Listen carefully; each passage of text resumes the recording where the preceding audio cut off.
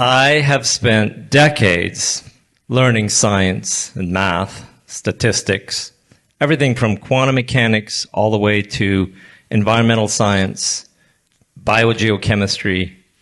I'm interdisciplinary. I was a tenured full professor at the University of Ottawa, and I always spoke my mind, and that got me fired. This was before COVID, so I knew what it was like to fight the establishment. And when I heard the COVID propaganda, I knew immediately that it was intense propaganda and that it couldn't possibly be true because they were yelling that we were all going to die and I couldn't see any dead bodies out in the street. And I did. I went out in the street and I looked around. I couldn't see any dead people, no matter what they said. And as a scientist, what I decided to do was to look at all-cause mortality data. So our nations collect very good data about the number of deaths. That's something you cannot be biased about. The person either died or they didn't.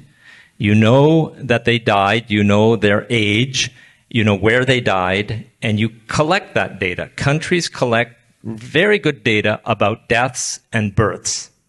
So that is unbiased, hard data. We can analyze the number of deaths as a function of time, by age group, by sex, and by region, by jurisdiction, by province, state, down to municipalities and so on. And that is the data that I've been using since the very beginning of this so-called pandemic. And my research group, we were the first to say, back in an article that was published in June of 2020, that when we look at all-cause mortality data, there is no pandemic. There was a peak of deaths at the beginning in certain hotspots that was directly due to how people were treated in hospitals and care homes. It was quantitatively due to that.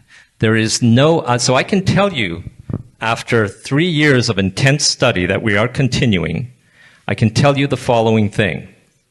And this is hard scientific conclusions from looking at the data. There was no pandemic. There was no particularly virulent pathogen whatsoever. There's no evidence for it. There is nothing that is spreading that causes death. And then we moved on to the vaccines. We showed that as soon as a booster is rolled out to a particular age group, very rapidly, within weeks, immediately there follows a peak in all-cause mortality. And we see this repeatedly in country after country. We have studied more than 100 countries now, and the vaccines are clearly temporally associated with peaks in all-cause mortality. We can quantify excess mortality, whether or not there's mortality beyond the historic trend as a function of time.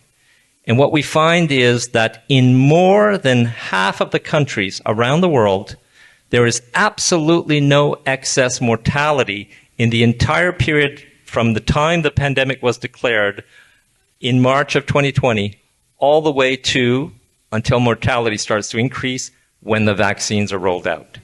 In more than half the countries in the world, there is no excess mortality until the vaccines are rolled out. And then there is a significant shift to a domain of higher mortality.